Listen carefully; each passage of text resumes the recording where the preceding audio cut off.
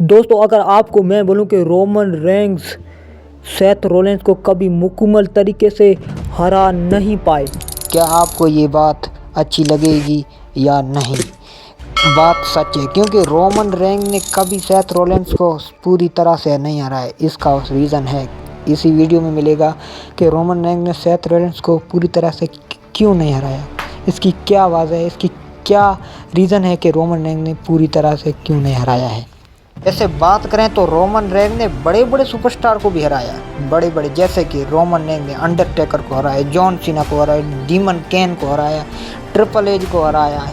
John Cena जैसे खतरनाक जैसे कि अंडरटेकर को भी हरा दिया। इसी बार रोमन रेंस इतने बड़े सुपरस्टार के बाद भी सेथ रोलेंस को मुकम्मल तरीके से क्यों नहीं हराया, इसका रीज़न है क्योंकि रोमन रेंस सेथ रोलेंस को इसीलिए नहीं हराया है क्योंकि रोमन रेंस ने हराया है लेकिन थोड़ी ब्लड लाइन की सहायता से हराया है, क्योंकि रोमन रेंस ने सदैव अपने हाथ से अपने भाई को वो अपने हाथ से पीटना नहीं चाहता, क्योंकि रोमन रेंस को ये कतई बर्दाश्त नहीं था क्योंकि रोमन रेंस ने सेथ को हमेशा अपना छोटा भाई समझा और डीन एम्ब्रोज को भी सेथ छोटा भाई समझा। लेकिन इसी भाईचारे के मुताबिक सेथ रोलेंस रोमन रेंस को बार बार भड़काने की कोशिश करता है, लेकिन रोमन रेंस वो शेर हैं जो कभी किसी से हारे नहीं। जिसने भी रोमन रेंस को चैलेंज किया उसको रोमन रेंस ने बुरी तरह से हराया, तोड़ दिया जाता है, क्योंकि रोमन रेंस के सामने जो भी आता है वो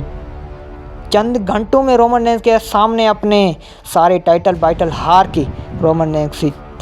बच के भागने की कोशिश करता है, लेकिन रोमन रेंस उसे अपने सुपरमैन पंच जैसे कि ग्लोटिंग लॉक में फंसाकर उसकी सांसें ही दबा देता है और उसी के बाद रोमन रेंस उस पर चेयर रखकर दोनों टाइटल हाथ में उठाकर बोलता है, I am the best, I am the acknowledge में, I am the only best, I am the WWE face. ऐसा ही रोमन रेंस बोलता है। इसी बात करते हैं सेथ रोलेंस। तो सेथ रोलेंस इसी बात को नहीं समझ पाया और इसी बात में रोमन रेंस को कहता है, मैंने तुम्हें हराया, लेकिन रोमन रेंस को हराया है, क्यों हराया, किसके लिए? क्योंकि रोमन रेंस कभी हारा ही नहीं। इसका रीज़न है क्योंकि रोमन रेंस का वाइस मैन पॉल हेमन ने, जब रोमन रेंस अपनी स्पेयर के लिए दौड़ता है तब रोमन रेंस को बोलता है, रोमन के हाथ में चेयर देकर बोलता है कि सेथ रोलेंस को चेयर से मारो, लेकिन रोमन रेंस को कभी इतना अंदाज़ा नहीं था कि ये पॉल हेमन मेरे साथ बहुत बुरा करने वाला है। इसी बहाने पॉल हेमन रोमन के पीछे बैठकर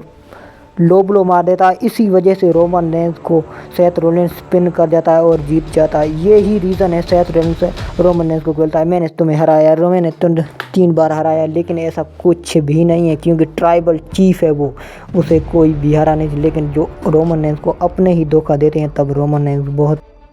इमोशनल हो जाते हैं। वो रोमन रेंस बोलते हैं कि मेरे सारे जंग जीत सकता हूँ लेकिन अपनों से कभी मैं नहीं जीत सकता। इसी वजह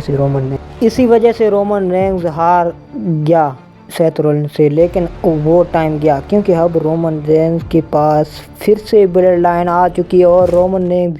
फिर से टाइटल है और इस बार सेथ रोलेंस को भी पता चलेगा कि वो किसके सामने खड़ा है। वो इस बार रोमन किसी की सहायता से नहीं हराया लेकिन अपने दम पर हराया। इसी वजह से इस सेथ रोलेंस का भी गुरूर तोड़ेंगे रोमन रेंस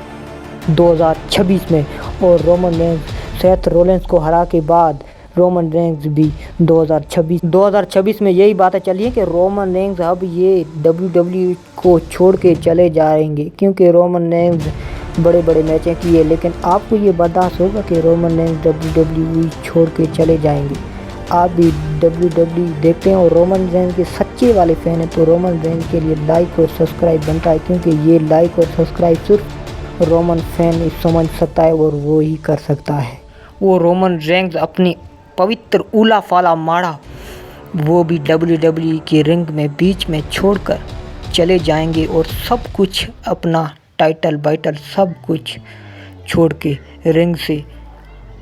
चले जाएंगे और फिर रोमन रेंस हॉलीवुड में काम करना चाहते हैं, क्योंकि रोमन रेंस की बड़े फिल्में हुई है, जैसे द रॉक के साथ भी एक ख़तरनाक मूवी हुई है। लेकिन इस बार इसी मूवी में विद्युत जामवाल, भारत का सबसे ख़तरनाक एक्टर विद्युत जामवाल भी इस मूवी में देख सकता है, रोमन रेंस का साथ देगा इस मूवी में।